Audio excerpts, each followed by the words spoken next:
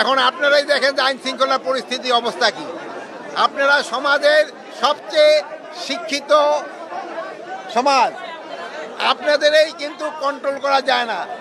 সাধারণ পাবলিকরে কিভাবে আমরা আয়ত্তে আনবো? আপনারা সব সময় মিডিয়ায় বিভিন্ন ভালো ভালো খবর দেন, কিন্তু আপনাকে ভিতরে নিজেকে ডিসিপ্লিনটা যদি একটু আপনারা উন্নতি না করেন তো জনগণের উন্নতি কিভাবে হবে? এখন আমরা এখানে আজকে আসার উদ্দেশ্য ছিল হলো দুটা জিনিস দেখা। দেশে পানি বেড়ে যাচ্ছে এবং বৃষ্টিপাতে প্রচুর বৃষ্টিপাত হওয়ায় শাক সবজি অনেক কিছু নষ্ট হয়ে গেছে।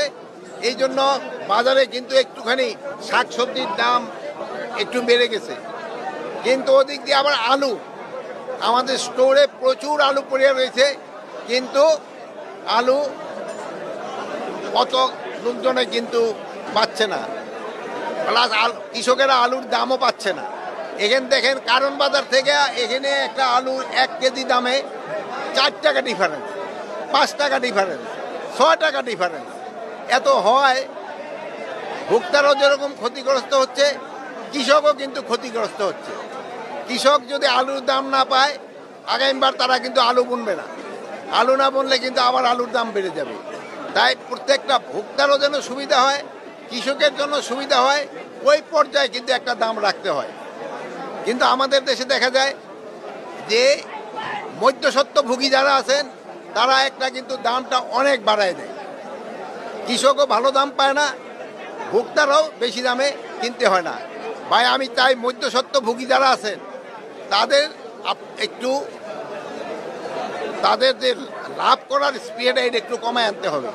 আর মধ্যস্বত্বভোগীরাই কিন্তু উচ্চ শ্রেণীর, তারাই কিন্তু সমাজের উচ্চ শ্রেণীর এবং তারাই কিন্তু বেশিটা লাভ করে যায়।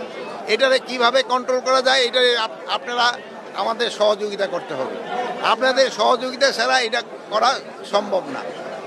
আর অন্যান্য জিনিসের দাম আপনারাও দেখলেন মার্কেটে মোটামুটি সহনশীল আছে, কিন্তু সবজির দামটা কিছু কিছু ক্ষেত্রে একটু বেড়ে গেছে, আবার আলুর দামটা কমে গেছে। এটারে আমাদের একটা ব্যালেন্স করতে হবে। আর একটা জিনিস হলো পলিথিন কিন্তু একটা জানেন, এই পলিথিনের জন্য কিন্তু এই যে আমাদের মাটি নষ্ট হয়ে যাচ্ছে। তারপরে এই পলিথিনটা কিন্তু কোনো অবস্থায় নষ্ট হয় না। এই যে ধরেন যে অনেক সময় যে পানি আটকে যায় পলিথিনের জন্য, পলিথিনের কোনো উপকারিতাই নাই, এটার অপকারিতাই সবচেয়ে বেশি। আর আমরা যদি এই পলিথিনটা বন্ধ করতে পারি, আমাদের পাটের ব্যাগ যদি আমরা ব্যবহার করতে পারি, যেহেতু একসময় আমাদের কিন্তু পাটের একটা বিরাট চাহিদা ছিল, এখন কৃষকরা কিন্তু পাটের এরকম দাম পায় না। এখন আপনারা যদি পলিথিন ব্যবহার বন্ধ করে পাটের ব্যাগ ব্যবহার শুরু করেন, তবে আমাদের কৃষকরা লাভবান হবে, আমাদের স্বাস্থ্যসম্মত জিনিস হবে এবং পরিবেশের জন্য একটা ভালো জিনিস হবে। তাই আপনাদের কাছে সবার কাছে অনুরোধ করব, আপনারা পাটের ব্যাগ ব্যবহার করেন। এখন যদি আপনাদের কারো কোনো প্রশ্ন থাকে, আরেকটা জিনিস তো চাঁদাবাজি। এই মোহাম্মদপুর মিরপুর এলাকায় চাঁদাবাজিটা একটু বেশি হয় সব সময় রিপোর্টিং। এইটা চাঁদাবাজিটা কিভাবে কন্ট্রোলের ভিতরে আনতে হবে, মানে চাঁদাবাজি কোনো চাঁদাবাজকেই বাংলাদেশে থাকতে দেওয়া হবে না।